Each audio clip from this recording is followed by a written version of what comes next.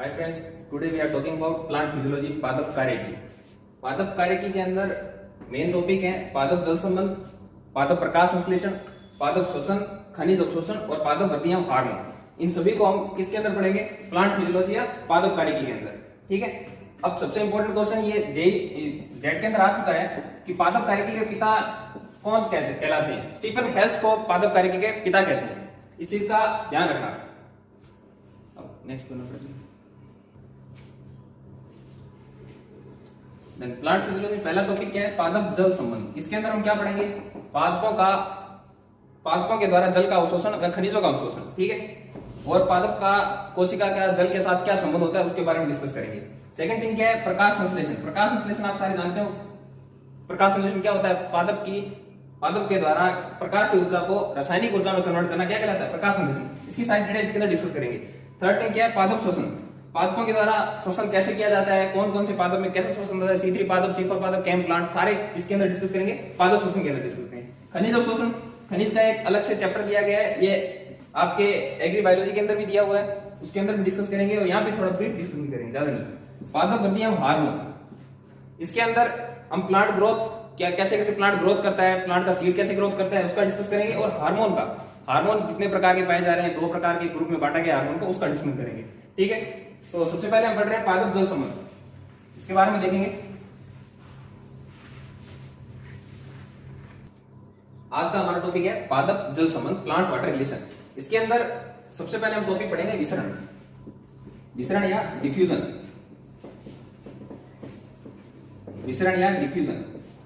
अब इसके अंदर देखेंगे कि विसरण होता क्या है, किसके अंदर पाया जाता है, कौन कौन सी कंडीशन इसके अंदर होती है। विसरण के अंदर होता क्या है विसरण, वो देखते हैं पहले। ये मान लीजिए 2 पदार्थ लिए गए हैं, 2 मीडियम लिए गए हैं। पदार्थों का अपनी उच्च सांद्रता से निम्न सांद्रता की ओर गमन क्या कहलाता है? विसरण कहलाता है। पदार्थों का अपनी उच्च सांद्रता से निम्न सांद्रता की ओर गमन क्या कहलाता है? विसरण कहलाता है। मान लीजिए ए के अंदर 10 एटम लिए गए कोई भी, और बी के अंदर 2 एटम लिए गए हैं, 2 परमाणु या 2 एटम। तो 10 एटम में से 2 एटम की तरफ पदार्थों का ट्रांसफर होगा, क्योंकि ए में कंसंट्रेशन ज्यादा है, सांद्रता ज्यादा है, तो अपनी अधिक सांद्रता से कम सांद्रता की ओर स्थानांतरण क्या कहलाएगा? विसरण कहलाएगा। अब चूंकि ये सांद्रता प्रवणता के अनुसार हो रहा है, तो इसमें क्या मेन चीज होगी? ये सक्रिय परिवहन होगा क्या? नहीं होगा। सक्रिय परिवहन नहीं होगा, यानी कि एटीपी खर्च नहीं होगी।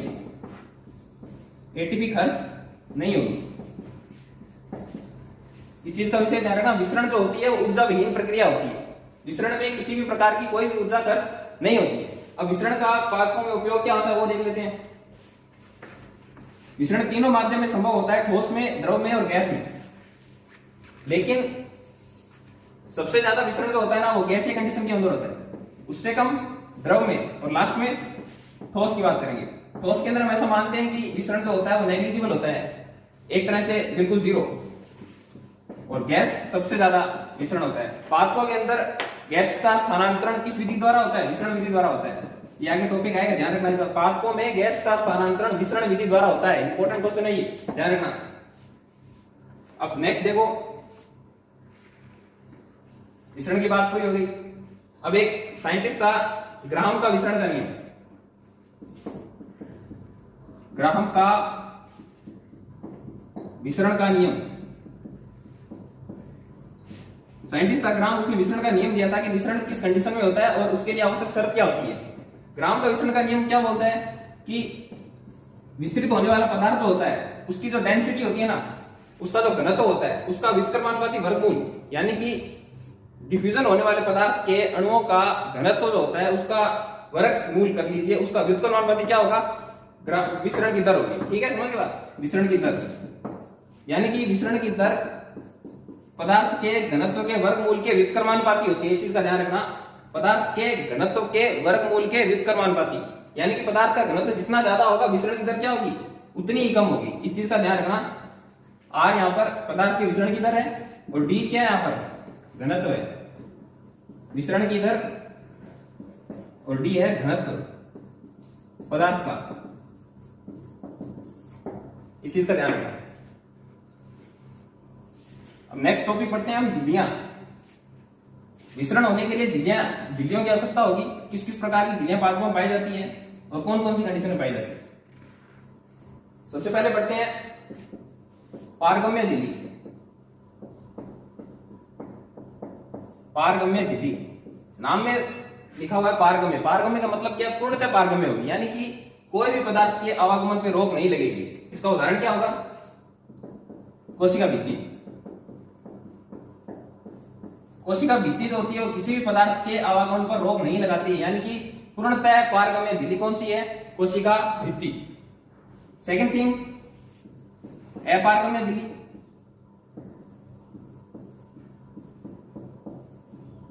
अपारगम्य झिल्ली की बात करें तो नाम में इसमें भी लिखा हुआ है अपारगम्य। अपारगम्य मतलब क्या हुआ?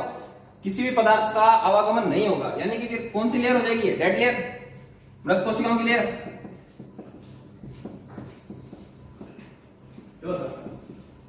मृत कोशिकाओं की लेयर के साथ साथ इसमें क्यूटेनियस पदार्थ का जमाव भी होगा, यानी कि सुबेरिन।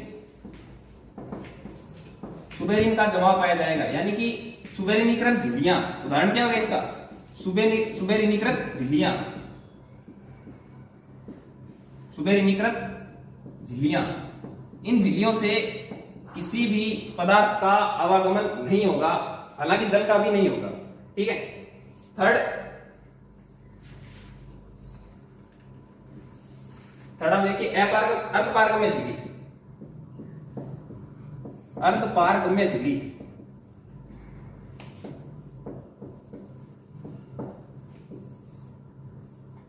अर्धपारगम्य झिल्ली के अंदर पहले पढ़ा पारगम्य। पारगम्य के अंदर सारों का आवागमन होगा। अपारगम्य पढ़ा, उसके अंदर किसी का आवागमन नहीं होगा। अर्धपारगम्य का मतलब क्या हुआ? कुछ का होगा, कुछ का नहीं होगा। अब कुछ का किसका होगा?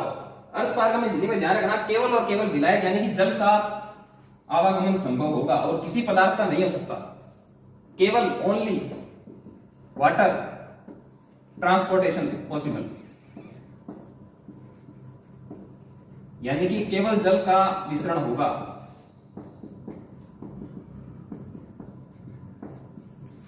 ऐसी झिल्लियां कौन सी है?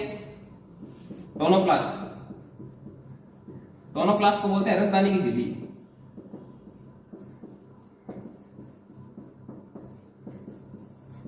कुछ कृत्रिम झिल्लियां पाई जाती है, पार्चमेंट पेपर वगैरह, उसका भी डिस्कस कर लेंगे। पार्चमेंट पेपर, ये अर्धपारगम्य झिल्लियां होगी। अर्धपारगम्य झिल्ली में किसका होगा? केवल ओनली वाटर ट्रांसपोर्टेशन पॉसिबल होगा, केवल जल का विसरण संभव होगा। और लास्ट कौन सी है? चयनात्मक पारगम्य झिल्ली।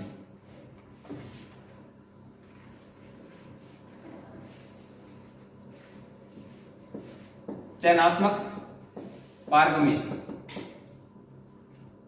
यानी कि सिलेक्टिव परमिएबल। Selective permeable. चयनात्मक पारगम्य की बात करें तो यानी कि इसके अंदर क्या होगा कि पदार्थ चयनित रूप से ही अंदर लिए जाएंगे या फिर बाहर निकाले जाएंगे। क्लियर होगी बात? अर्धपारगम्य झिल्ली और चयनात्मक पारगम्य झिल्ली में ये एक डिफरेंस है। अर्धपारगम्य झिल्ली में हम जल का ट्रांसपोर्टेशन बिना किसी रिकॉर्ड के कर सकते हैं, लेकिन चयनात्मक पारगम्य के अंदर बात करेंगे तो हम केवल उसी पदार्थों की बात करेंगे जिसको झिल्ली खुद चयनित करेगी, यानी कि झिल्ली का खुद का चयनित होगा। उदाहरण क्या है इसका? प्लाज्मा कला। प्लाज्मा कला या प्लाज्मा झिल्ली, प्लाज्मा मेम्ब्रेन। कोशिका की प्लाज्मा झिल्ली चयनात्मक पारगम्य होती है, वे विशिष्ट पदार्थों के ही आवागमन पर संतुलित होती है। समझ गए बात? चयनात्मक पारगम्य। अब नेक्स्ट टॉपिक देखते हैं। झिल्लियां होगी, 4 प्रकार की झिल्लियां थी: अपारगम्य, अर्धपारगम्य, चयनात्मक पारगम्य और पारगम्य झिल्ली। ठीक है। नेक्स्ट टॉपिक देखते हैं, परासरण।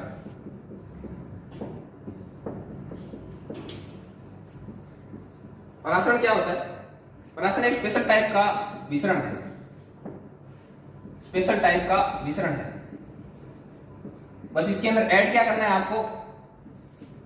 इसके अंदर आपको ऐड करना है एक अर्धपारगम्य झिल्ली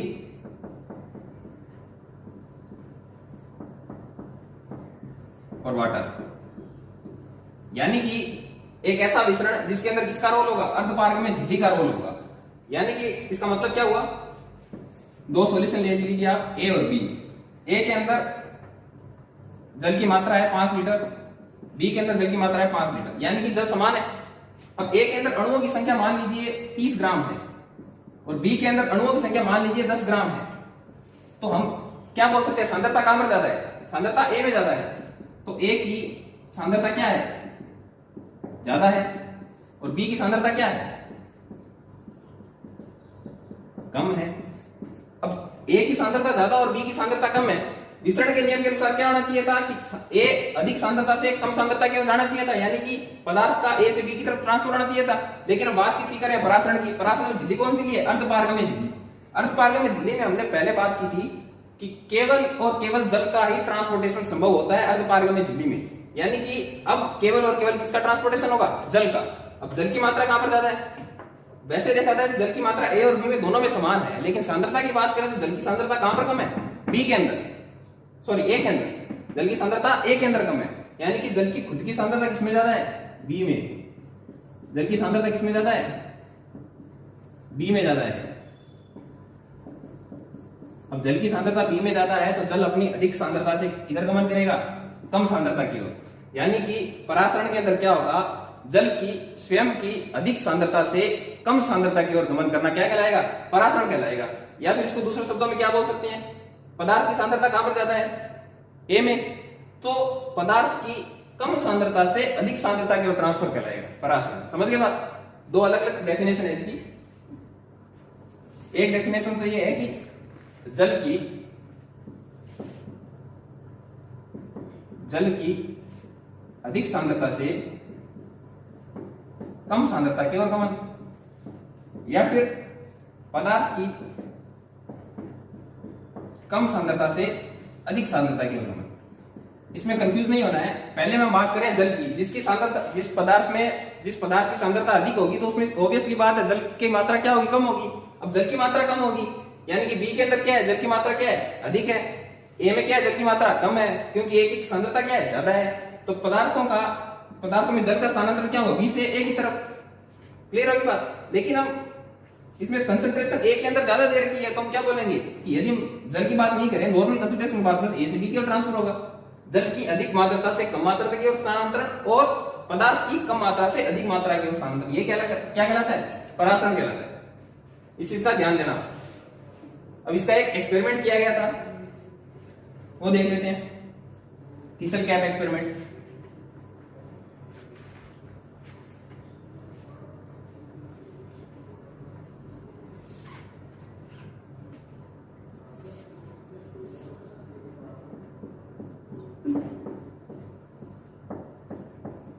थीसल कैप प्रयोग, इसके अंदर क्या लिया गया था, एक थीसल कैप ली गई थी जिसके मुंह पर अर्धपारगम्य झिल्ली को बांध दिया गया और इसको एक लिक्विड में रख दिया गया। इस लिक्विड के अंदर सांद्रता इस थीसल कैप में भरे हुए लिक्विड से, इसकी सांद्रता मान लीजिए बी है और इसकी सांद्रता मान लीजिए ए है। ए की सांद्रता क्या है, बी से ज्यादा है, यानी क्या हुआ, ए के अंदर पानी की मात्रा क्या होगी, कम। सांद्रता ज्यादा होने का मतलब क्या हुआ, पानी की मात्रा क्या होगी, कम। पानी कम है मतलब क्या है, साल्ट क्या है इसमें, ज्यादा है। इसकी बात करें, जल की मात्रा क्या है इसमें, अधिक, और साल्ट की मात्रा कम। इसी को कंसंट्रेशन बोलते हैं, यानी कि ए के अंदर कंसंट्रेशन ज्यादा है और बी के अंदर कंसंट्रेशन कम है। ठीक है। अब इसको अर्धपारगम्य झिल्ली लगाकर थीसल कैप को इस लिक्विड में डाला गया तो क्या होगा, जल का गमन क्या होगा, ए से बी की तरफ होगा या बी से ए की तरफ होगा, जल का गमन ए से बी की तरफ होगा। क्यों होगा,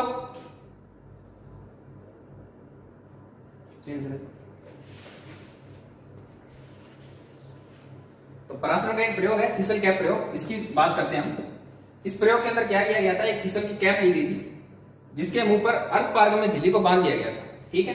और इस थीसल कैप के अंदर जल प्लस लवण का एक माध्यम भी रखा गया था। कौन सा माध्यम, जल प्लस लवण का एक माध्यम डाल दिया गया और इसके ऊपर एक क्रिस्टल लगा दिया गया। ठीक है। और उसको एक पात्र में रखा गया, पात्र के अंदर क्या है, केवल जल है, जिसको क्या बोल रहे हैं, माध्यम ए। अब कौन से माध्यम की सांद्रता ज्यादा होगी, जिसके अंदर लवण ज्यादा होंगे, लवण किसमें ज्यादा है, माध्यम बी के अंदर, तो सांद्रता किसकी ज्यादा होगी, माध्यम बी की। ठीक है। अब देखो सांद्रता माध्यम बी की ज्यादा है, ए में जल भरा हुआ है, जल की मात्रा ज्यादा कहां हुई, पात्र में, अब पात्र से जल कहां जाएगा? माध्यम बी के अंदर, क्योंकि जल की मात्रा क्या है? कम है। इसी को क्या बोल रहे हैं? परासरण, क्योंकि अर्धपारगम्य झिल्ली के द्वारा। अब देखो ए से जल का अर्धपारगम्य झिल्ली द्वारा बी की तरफ जाना क्या कहला रहा है? परासरण कहला रहा है, क्योंकि जल अपनी अधिक सांद्रता से कम सांद्रता की ओर जा रहा है। ठीक है, जल इसके अंदर जाएगा तो इसके अंदर वॉल्यूम बढ़ेगा, इसका आयतन बढ़ेगा, आयतन बढ़ेगा तो कैप ऊपर की तरफ खिसकेगी। अब कैप ऊपर की तरफ खिसकेगी तो कैप का ये विचरण जो होगा वो किसकी वजह से होगा? जल के अंदर आने की वजह से। अब जल अंदर आएगा तो अंदर के अणु इस पर एक दाब लगाएंगे। जल के अणु या अंदर बी मीडियम के अंदर जल के अणु है, वो इसके ऊपर एक दाब लगाएंगे और वो लगने वाला दाब क्या कहलाता है? परासरण दाब। दाब क्या कहलाता है? परासरण दाब। परासरण दाब किसके द्वारा लगाया जाता है? लवणों के द्वारा। किस पर? जल के अणुओं पर। परासरण दाब लवणों के द्वारा जल के अणुओं पर लगाया जाता है ताकि जल अंदर एंटर ना करे। आप अब इस कैप को या इस पिस्टन को नीचे की तरफ खिसकाओगे तो ये जल क्या निकलेगा? वापस बाहर की तरफ निकलेगा। इसको क्या बोलते हैं? रिवर्स ऑस्मोसिस, व्युत्क्रम परासरण।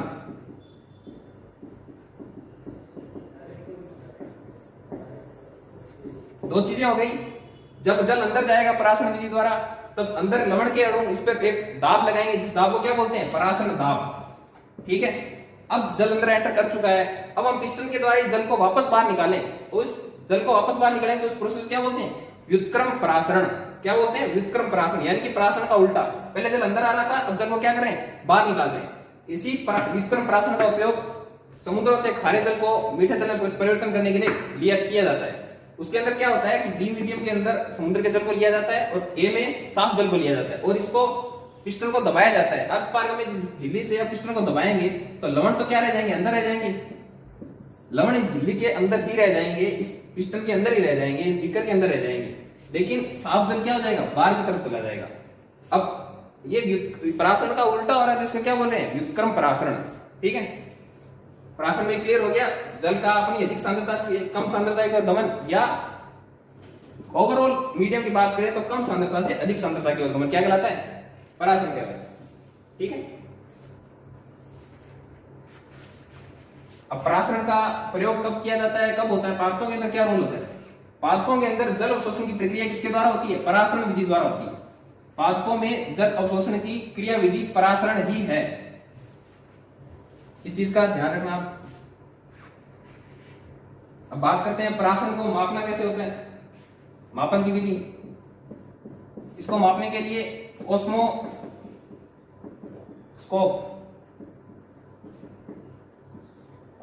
का प्रयोग किया जाता है। परासरण को मापने के लिए ओस्मोस्कोप का प्रयोग किया जाता है।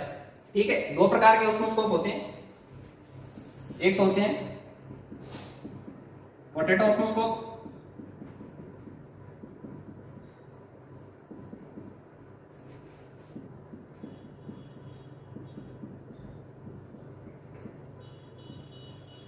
और दूसरा थीसल कैप ओस्मोस्कोप।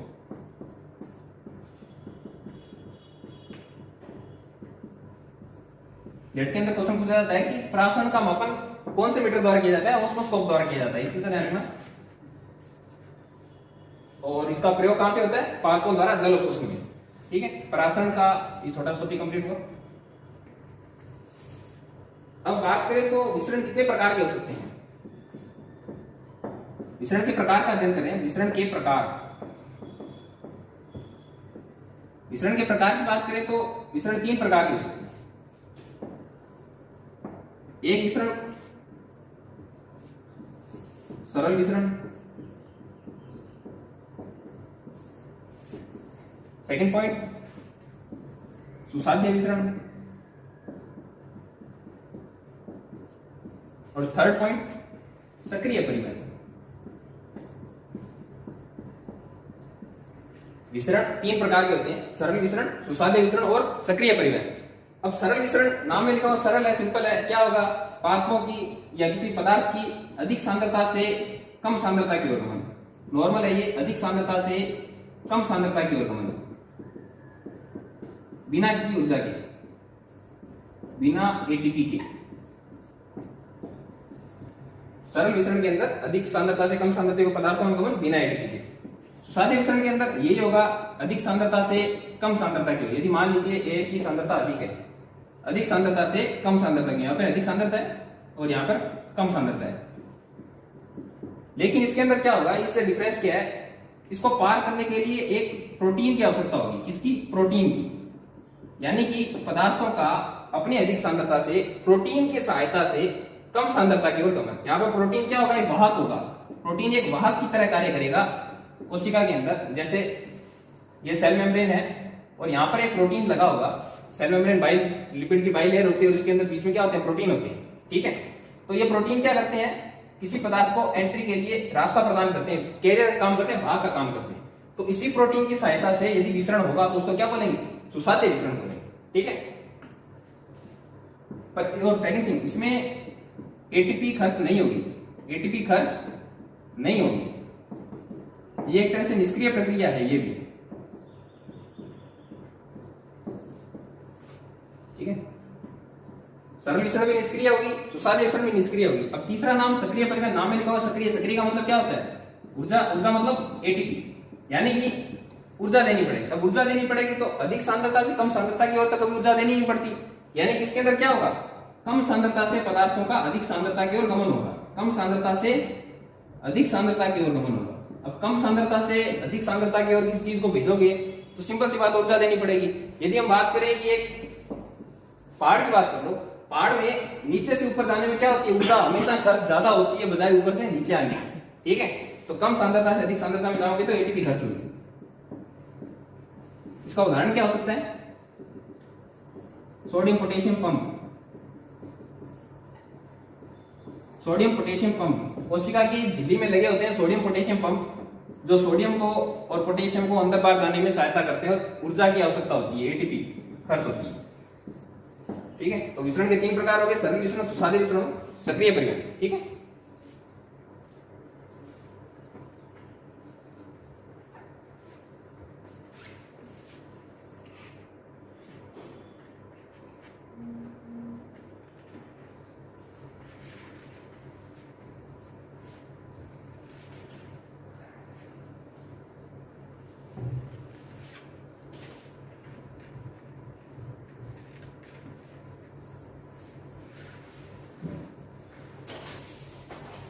अब बात करते हैं परासरण के प्रकार की।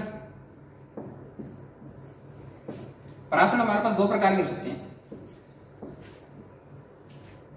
अंतःपरासरण और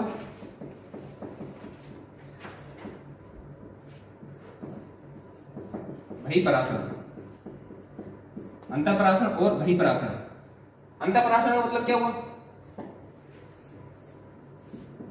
नाम में लिखा हुआ अंतःपरासरण मतलब कुछ ना कुछ अंदर जाएगा। अंदर क्या जाएगा?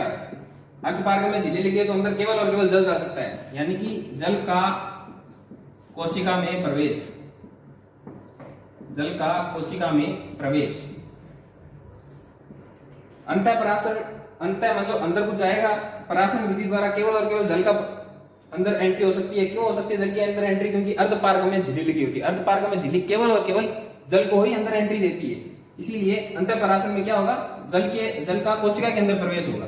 ठीक है, अब ये मान लीजिए कोशिका है, जल का प्रवेश कोशिका के अंदर हो रहा है H2O, तो कोशिका क्या होगी? फूलेगी या सिकुड़ेगी? कोशिका फूलेगी। कोशिका फूलेगी तो उसको क्या बोलते हैं? स्फीतता। स्फीतता, टर्जिडिटी।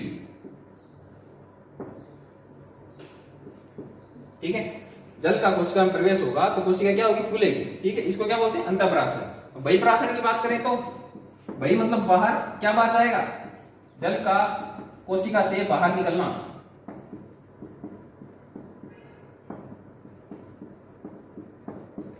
जल का कोशिका से बाहर निकलना क्या कहलाएगा? बहिःपरासरण कहलाएगा। इसके अंदर यदि कोशिका से जल को बाहर निकालोगे तो कोशिका का साइज घटेगा या बढ़ेगा? कोशिका का साइज घटेगा। कोशिका का साइज घटेगा तो इसको क्या बोलते हैं?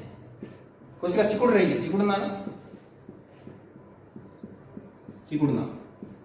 परासरण 2 प्रकार के हैं, अंतःपरासरण और बहिःपरासरण। अंतःपरासरण के अंदर क्या हो रहा है?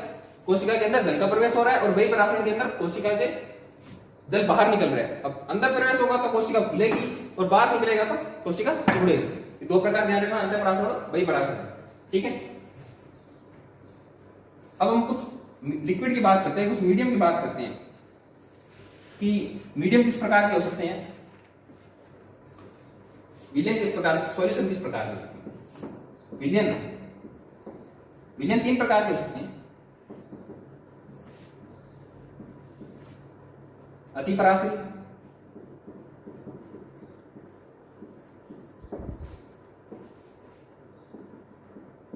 अल्पपराश्री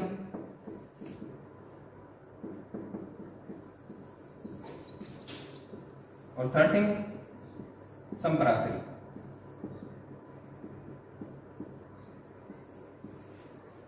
क्योंकि पराश्रय को इंग्लिश में ऑस्मोसिस कहते हैं, अतिपराश्री क्या बोलेंगे?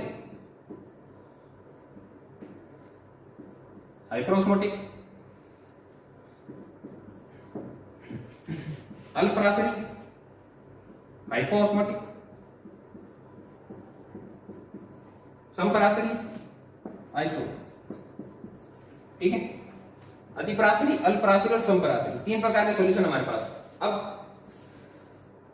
ये तीनों को सांद्रता के आधार पर बांटा गया है, यानी कि जिसके अंदर सांद्रता अधिक होगी, देखो ये बात है कि ये लाइन बड़ी है छोटी है, वो तो जब पता चलेगा ना कि ये जब जिसके सापेक्ष दूसरी लाइन खींची जाएगी, यानी कि अतिपराश्री, तो इसका मतलब क्या हुआ, कंपैरिजन करना पड़ेगा हमें दो चीज का। दो चीज किसका कंपैरिजन करेंगे? एक लिक्विड का कंपैरिजन करेंगे और दूसरा कोशिका के अंदर मटेरियल का या साइटोप्लाज्म का कंपैरिजन करेंगे। यानी कि आप पहले बेसिक कॉन्सेप्ट देखो इसका। ये मान लीजिए कोशिका है और ये बाहर का लिक्विड है। कोशिका के अंदर साइटोप्लाज्म होता है, साइटोप्लाज्म के अंदर क्या बोलते हैं, 90% तक वाटर होता है, 90% क्या होता है, जल होता है, और बाहर की तरफ क्या है हमारे पास, सॉल्यूशन है।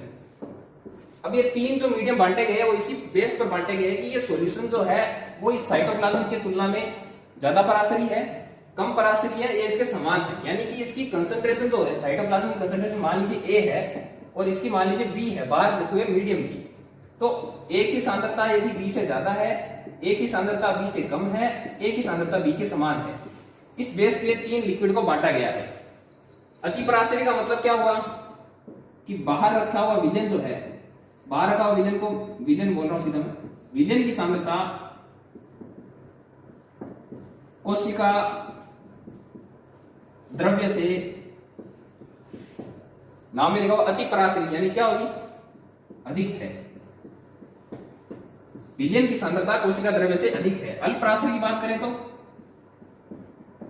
विलयन की सांद्रता कोशिका द्रव्य से कम है।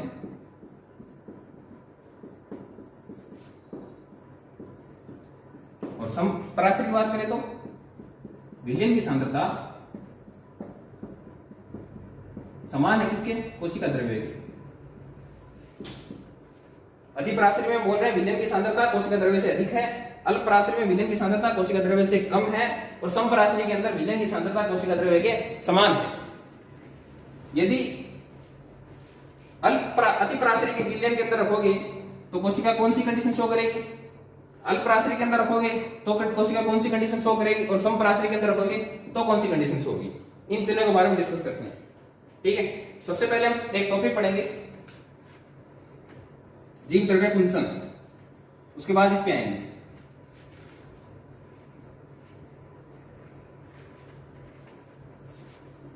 अब मान लीजिए सॉल्यूशन के अंदर ये बाहर सारा सॉल्यूशन है, सपोज दैट, और ये कोशिका ए है और ये इसका न्यूक्लियस है, केंद्र, ये न्यूक्लियस, ठीक है, और ये इसकी झिल्ली है।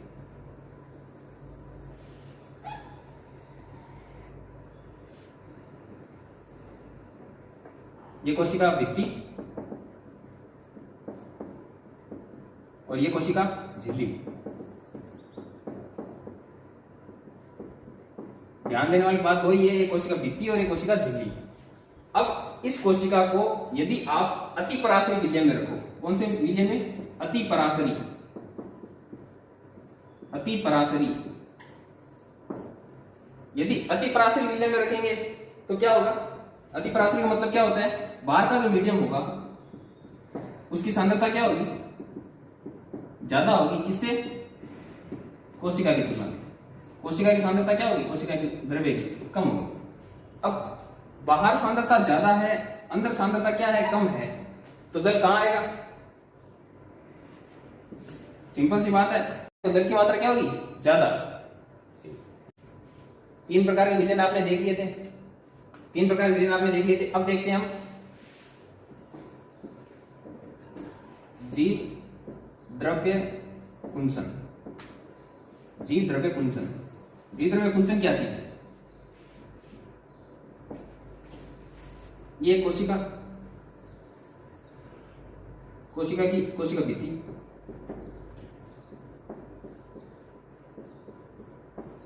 और इसके अंदर ये कोशिका झिल्ली,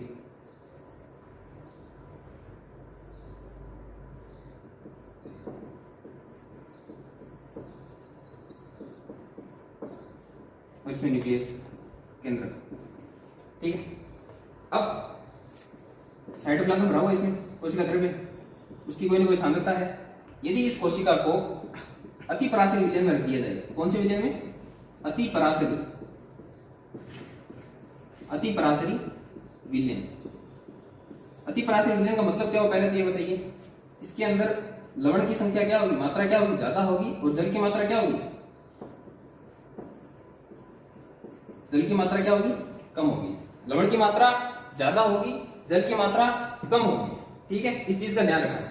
अति पराशरी विलयन नाम सुना तो जल की मात्रा क्या होगी? कम होगी। यदि मैं इसको अति पराशरी विलयन बोल रहा हूं तो सिंपल सी बात है कि अंदर रखा हुआ द्रव्य क्या हो गया अपने आप? अल्प पराशरी।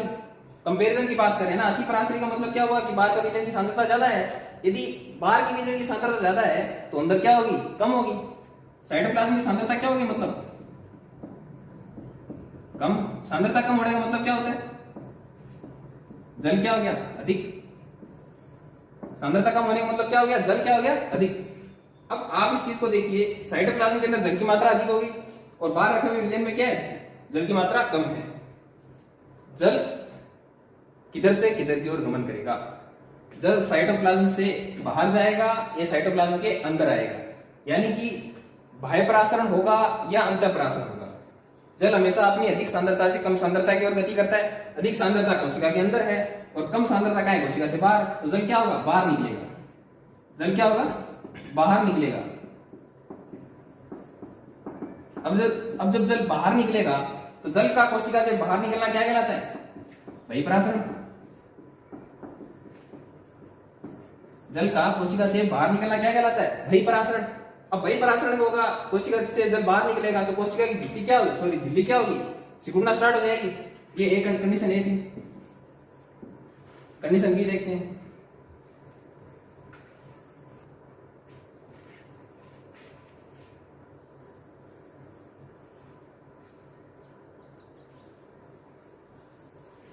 कंडीशन बी के अंदर हम कोने लेंगे।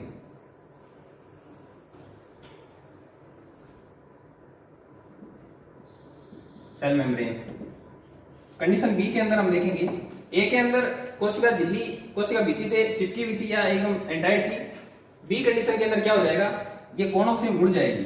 कोशिका झिल्ली कोनों से मुड़ जाएगी।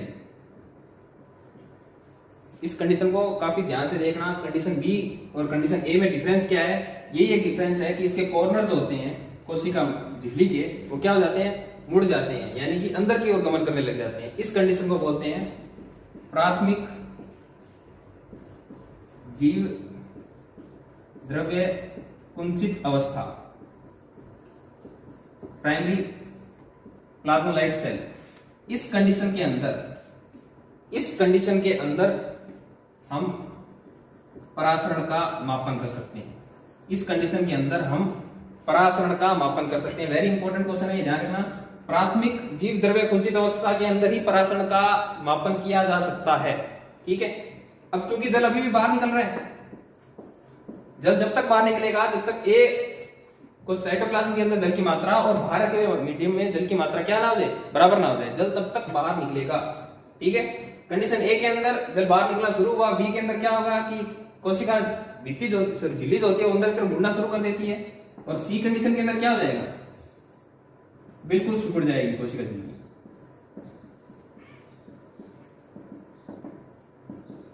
जल इतना बाहर निकल गया कि कोशिका झिल्ली क्या हो गई? सिकुड़ गई। ये कोशिका झिल्ली है, सेल मेम्ब्रेन यानी कोशिका झिल्ली।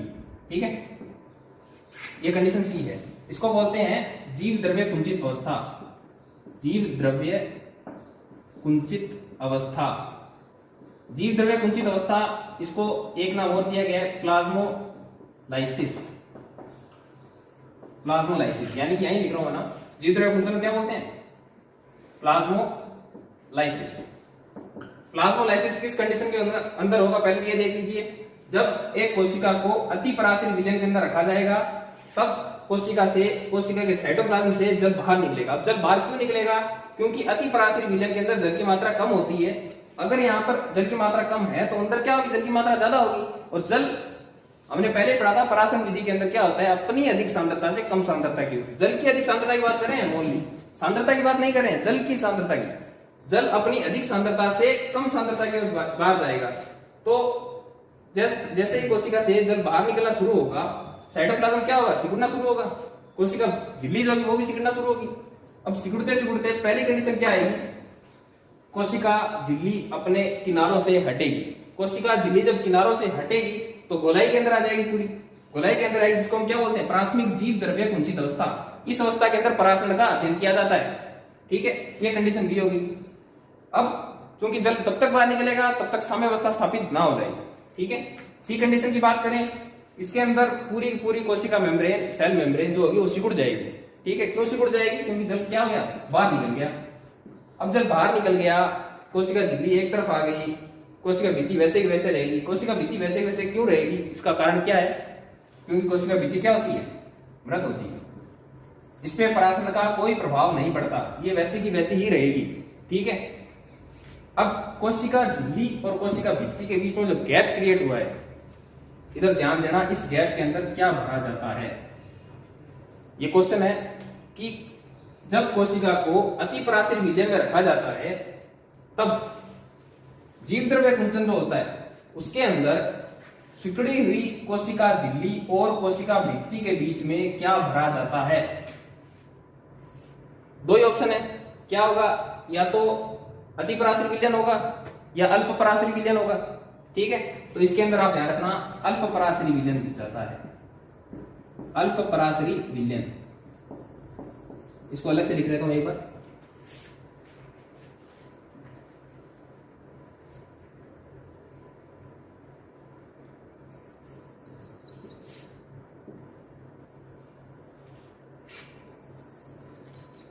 ये कोशिका भित्ति सेल वॉल, ये सेल मेम्ब्रेन। ठीक है, अब हम बात करें कि ये जीव द्रव्य कुंचित अवस्था है।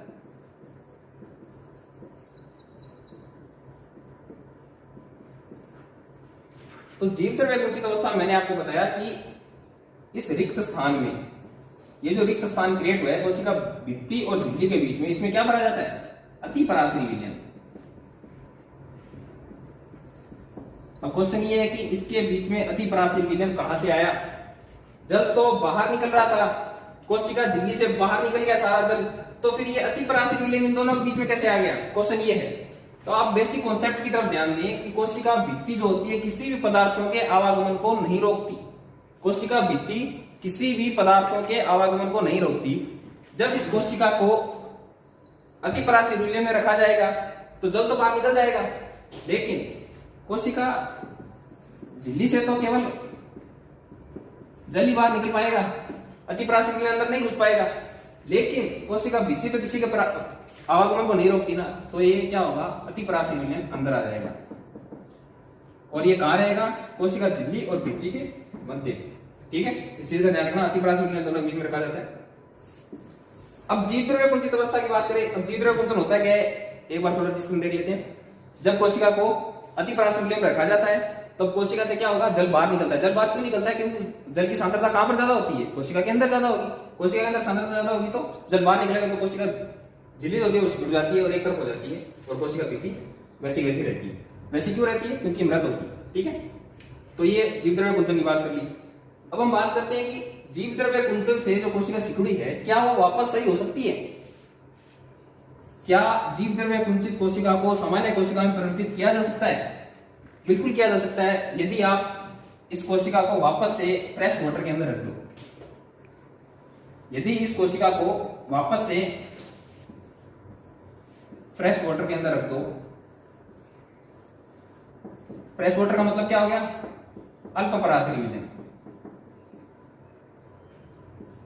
यदि इस कोशिका को वापस से अल्प पराश्रयी विलयन में रख दिया जाए तो अब अल्पपराश्रित विलयन में इस कोशिका को रखेंगे तो क्या होगा, अल्पपराश्रित विलयन बाहर की तरफ है सपोज दैट, ठीक है। तो ये विलयन क्या होगा, अंदर जाएगा। अब अंदर जाएगा तो कोशिका की मेम्ब्रेन जो है वापस से फूलना स्टार्ट करेगी। क्यों फूलना स्टार्ट करेगी, क्योंकि जल अंदर आ रहा है, तो वापस से सेम कंडीशन हो जाएगी। इसको बोलते हैं, इस कंडीशन को बोलते था, हमने क्या बोला था, प्लाज्मोलाइसिस। प्लाज्मोलाइसिस बोला था, इसको क्या बोलते हैं, बी प्लाज्मोलाइसिस। प्लाज्मोलाइसिस और बी प्लाज्मोलाइसिस पॉसिबल कैसे हुआ, अल्पपराश्रित विलयन रखा। कौन सा विलयन, अल्पपराश्रित। अल्पपराश्रित विलयन रखेंगे तो अल्पपराश्रित विलयन की बात करेंगे यदि हम, तो इसके अंदर किसकी कमी होगी, लवणों की। लवण क्या होंगे, कम, और जल क्या होगी, ज्यादा। अब कोशिका के अंदर जल की क्या होगी, कमी। जल ज्यादा बाहर है तो जल क्या होगा, अंदर जाएगा। जब जल अंदर जाएगा तो कोशिका की मेम्ब्रेन जो होती है वापस से फूलना स्टार्ट कर देगी और वापस। और संपराश्रित विलयन, यदि कोशिका को संपराश्रित विलयन के अंदर रख दिया जाए, ये कोशिका मेम्ब्रेन है और ये कोशिका भित्ति है, यदि इसको बाहर संपराश्रित विलयन में रख दिया जाए, संपराश्रित का मतलब क्या हुआ, लवण और यहां के लवण बराबर होंगे, जल की मात्रा और बाहर के जल की मात्रा क्या होगी, बराबर होगी। जब जल की मात्रा बराबर है, लवण की मात्रा बराबर है, तो इसका मतलब क्या हो, सांद्रता बराबर होगी। सांद्रता जब बराबर होती है तो विसरण पॉसिबल, विसरण या परासरण पॉसिबल नहीं होता, ठीक है। तो तीन प्रकार के वीडियो हमने कंप्लीट कर लिया, अतिपराश्रित विलयन, अल्पपराश्रित विलयन और संपराश्रित विलयन। इनका क्या क्या उपयोग होता है वो देख लिया। अब एक उदाहरण है इसका, देखिए।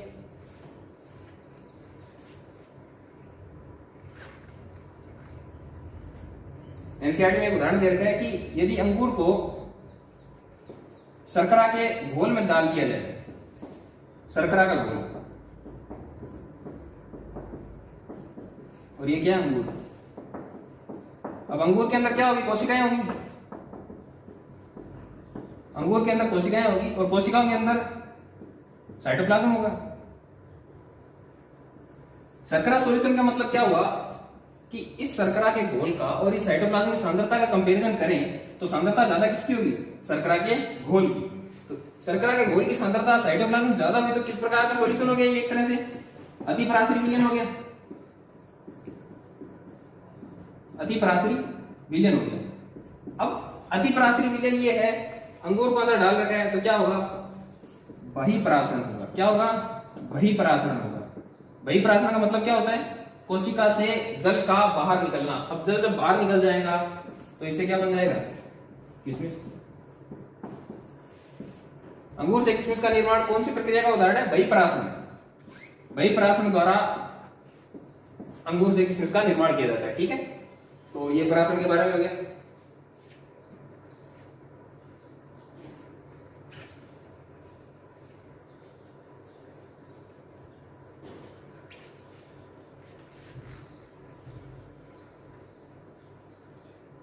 अब एक अंतर देख लेते हैं अल्पपराश्रित और बहिःपरासरण और अंतःपरासरण में।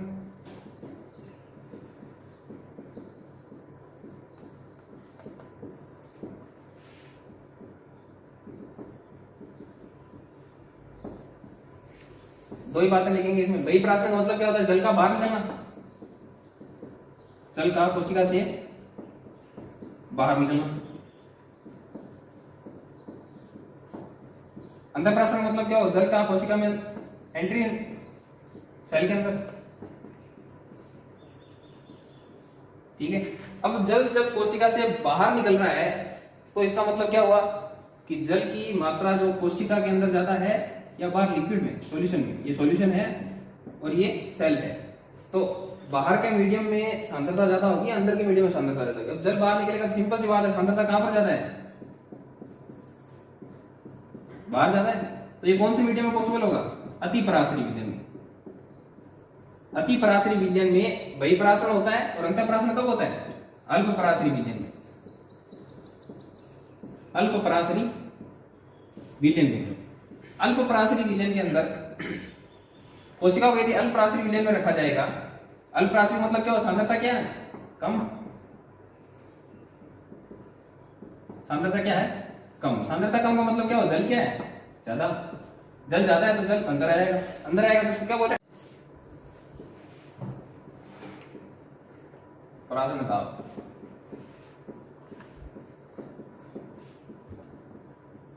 परासरण के बारे में पहले ही बता दिया गया था, परासरण क्या होता है। और अब परासरण दाब की बात करें, परासरण दाब का थोड़ा बहुत काम क्लू दिया था कि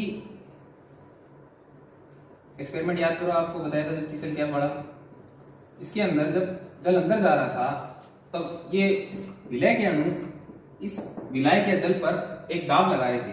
ये जो दाब लगा रहे थे, इसी दाब को क्या बोला था हमने, परासरण दाब, परासरण दाब या ऑस्मोटिक प्रेशर।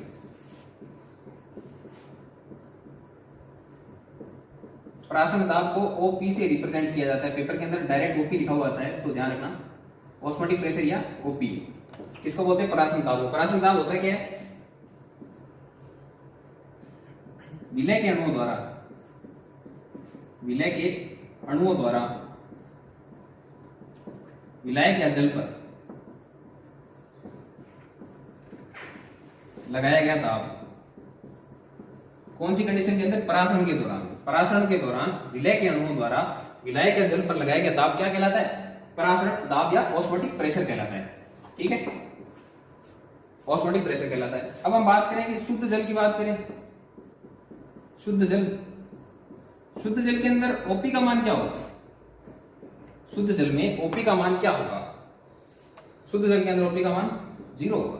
क्यों 0 होगा, क्योंकि शुद्ध जल के अंदर किसी प्रकार के विलय नहीं पाए जाते हैं। अब विलय नहीं पाए जाते हैं तो कोई भी प्रकार का विरोध जनरेट नहीं होगा, विरोध जनरेट नहीं होगा, प्रेशर जनरेट नहीं होगा, प्रेशर जनरेट नहीं होगा तो ओपी नहीं बनेगा। ठीक है, तो परासरण दाब क्या होता है, विलय के अणुओं द्वारा विलायक पर परासरण के दौरान लगाया गया दाब, ऑस्मोटिक प्रेशर कहलाता है।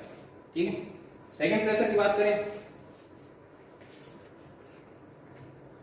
ये कुछ प्रेशर पढ़ रहे हैं ताकि हम आगे जल की गति का निर्धारण कर सकें। जल की गति कौन से माध्यम से कौन से माध्यम में किस प्रकार से होती। ओपी के बाद हम पढ़ेंगे स्फीत दाब, स्फीत दाब या टर्गर प्रेशर। टर्गर प्रेशर है, इसको बोलते हैं टीपी। ठीक, ये कोशिका, कोशिका की कोशिका झिल्ली,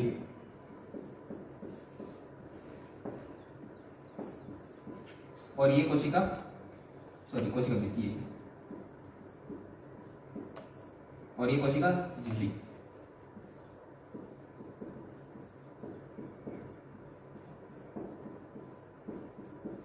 ठीक है, अब यदि ये बोला जाए कि इस कोशिका को अति पराशरी विलयन में रखा जाए, यदि इस कोशिका को अति पराशरी विलयन में रखा जाए, अति पराशरी विलयन में रखेंगे,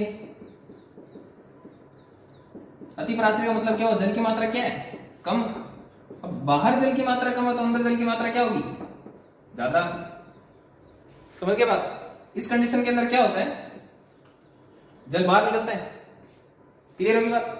यदि अति पराशरी विलयन में रखा जाए, बाहर जल कम है, अंदर जल क्या होगा, ज्यादा होगा, तो कोशिका से जल क्या निकलेगा, बाहर निकलेगा, कोशिका सिकुड़ जाएगी। अब एक सेकंड कंडीशन देखो,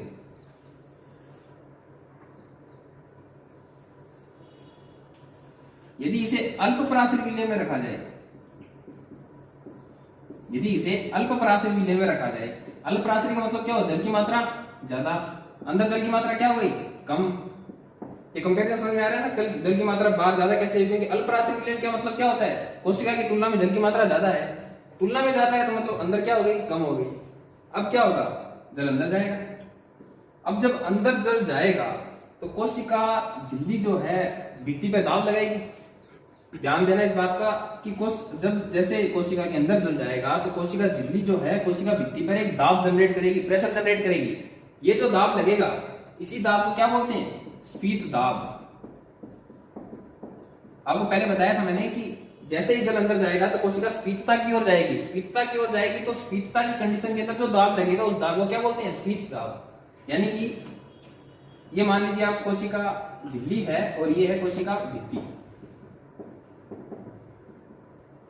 ठीक है, ये कोशिका झिल्ली है और ये क्या है, कोशिका भित्ति। यहाँ पर जल की मात्रा क्या हो रही है, बढ़ रही है। जल की मात्रा बढ़ेगी तो कोशिका झिल्ली कोशिका भित्ति पर एक दाब जनरेट करेगी, बाहर की तरफ खींचने की कोशिश करेगी। अब कोशिका भित्ति पर जो लगने वाला दाब है इसको हम क्या बोल रहे हैं, टर्गर प्रेशर या स्फीत दाब। स्फीत दाब। अब एक चीज यहां पर ध्यान देना कि यहां पर न्यूटन की गति का तीसरा नियम लग रहा है, क्रिया के विपरीत क्या होगी, प्रतिक्रिया होगी। जब किसी भी सरफेस पर हम दाब लगा रहे हैं तो सामने से भी क्या होगा, एक प्रेशर जनरेट होगा। वो प्रेशर क्यों जनरेट होगा ये ध्यान रखना। कोशिका झिल्ली जो है कोशिका भित्ति पर दाब लगा रही है यहां पर, और अब हम बोल रहे हैं कि कोशिका भित्ति भी झिल्ली पर दाब लगाएगी। क्यों लगाएगी, कारण है क्योंकि कोशिका भित्ति जो है केवल 25% तक ही या तो फैल सकती है या फिर सिकुड़ सकती है। कोशिका भित्ति केवल 25% तक फैल सकती है और सिकुड़ सकती है। अब जब कोशिका 25% तक फैल जाएगी उसके बाद ये दाब लगना बंद हो जाएगा, टर्गर प्रेशर बंद हो जाएगा। अब क्या करेगी कोशिका भित्ति जो है सिकुड़ना बंद होगी तो अंदर की तरफ दाब लगाएगी। कोशिका झिल्ली ने दाब लगाया तो कोशिका भित्ति भी दाब लगाएगी ताकि कोशिका न सिकुड़े। इसके लिए ना फूले, उसके लिए कोशिका भित्ति जो कोशिका झिल्ली पर दाब लगाएगी उसको बोलते हैं हम भित्ति दाब, भित्ति दाब या वॉल प्रेशर। भित्ति दाब या वॉल प्रेशर। दो प्रेशर है, एक तो है टर्गर प्रेशर स्फीत दाब, और दूसरा क्या है, वॉल प्रेशर भित्ति दाब। टर्गर प्रेशर या स्फीत दाब, दूसरा क्या है भित्ति दाब। टर्गर प्रेशर कब लग रहा है, टर्गर प्रेशर उस कंडीशन के अंदर लगेगा जब जल अंदर जाएगा, प्लाज्मा मेम्ब्रेन के अंदर जल की मात्रा बढ़ती जाएगी, प्लाज्मा मेम्ब्रेन फूलने की कोशिश करेगी तो भित्ति पर एक दाब लगाएगी ताकि कोशिका और फूले। ठीक है, तो ये लगने वाला दाब क्या कहलाएगा, स्फीत दाब कहलाएगा। यानी कि कोशिका झिल्ली सेल मेम्ब्रेन द्वारा किस पर लग रहा है, सेल वॉल पर। सेल मेम्ब्रेन द्वारा सेल वॉल पर लगने वाला बल क्या कहलाता है, स्फीत दाब। अब कोशिका भित्ति केवल 25% तक सिकुड़ सकती है या फैल सकती है। अब कोशिका फैल रही है तो फैलने से बचाने के लिए कोशिका भित्ति सेल वॉल कोशिका झिल्ली पर दाब लगेगी। कोशिका भित्ति कोशिका झिल्ली पर दाब लगेगी। कोशिका भित्ति कोशिका झिल्ली पर जो दाब लगाएगी उसको क्या बोलते हैं, भित्ति दाब या वॉल प्रेशर, डब्ल्यूपी। ये सिंबल याद रखना, डब्ल्यूपी इसको बोलते हैं TP, turgor pressure. Turgor pressure और वॉल प्रेशर।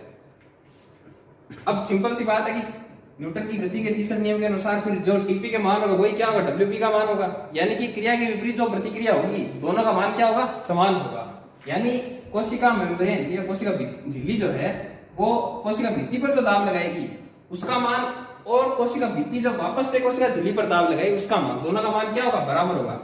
यानी कि टीपी का मान हमेशा किसके बराबर होगा, डब्ल्यूपी के बराबर होगा। कौन सी कंडीशन के अंदर, कंडीशन ध्यान रखना इसमें, स्फीतता की कंडीशन में। स्फीतता की कंडीशन में, स्फीतता की कंडीशन या टर्जिडिटी। इसका टर्जिडिटी का मतलब क्या है, जब कोशिका फूल रही हो, कोशिका के अंदर जल प्रवेश कर रहा हो, तब टीपी का मान डब्ल्यूपी के बराबर होगा। अब टीपी के 3 मान की बात कर लेते हैं। एक मान तो हो गया टीपी का डब्ल्यूपी बराबर कब होगा, जब कोशिका फूलना स्टार्ट करेगी या फूल जाएगी। ठीक है,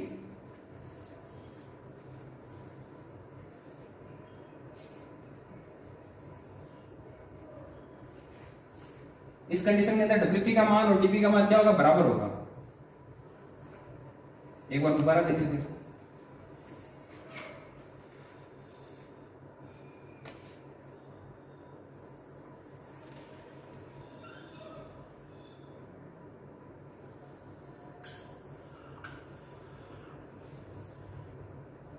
पहले हम नॉर्मल कोशिका की बात करते हैं। नॉर्मल सेल, नॉर्मल सेल को ध्यान रखना सलत कोशिका बोलते हैं, सलत।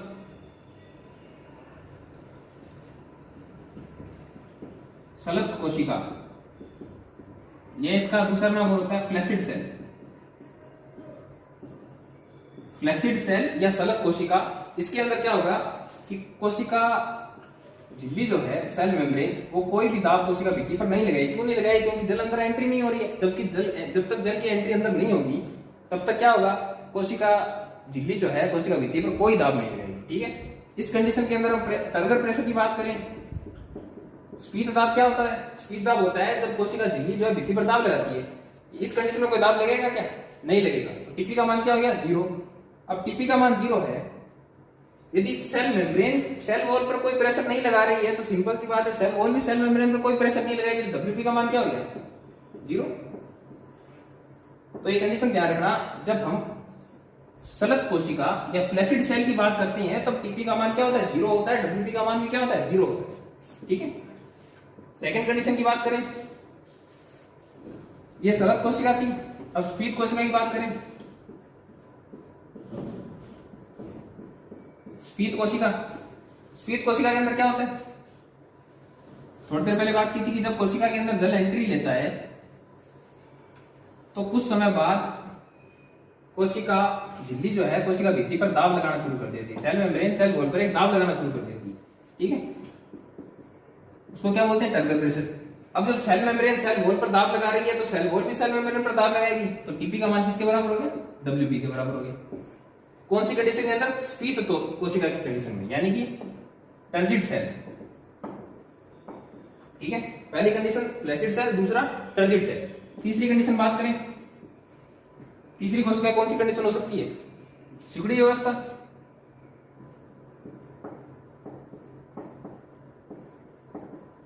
सिकुड़ी व्यवस्था की बात करें, इस कंडीशन के अंदर क्या होगा? या प्लाज्मोलाइट सेल की बात करें,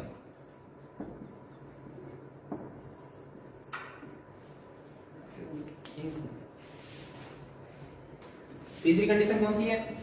तीसरी कंडीशन है सिकुड़ी व्यवस्था या प्लाज्मोलाइट सेल की बात करें। प्लाज्मोलाइट सेल के अंदर क्या होता है कि कोशिका झिल्ली जो होती है कोशिका भित्ति से सेपरेट हो रखी होती है। सेपरेट का मतलब गैप होता है इनके बीच में। ठीक है, तो इस कंडीशन के अंदर कोशिका झिल्ली जो है वो कोशिका भित्ति पर किसी भी प्रकार का कोई भी दाब जनरेट नहीं कर सकती।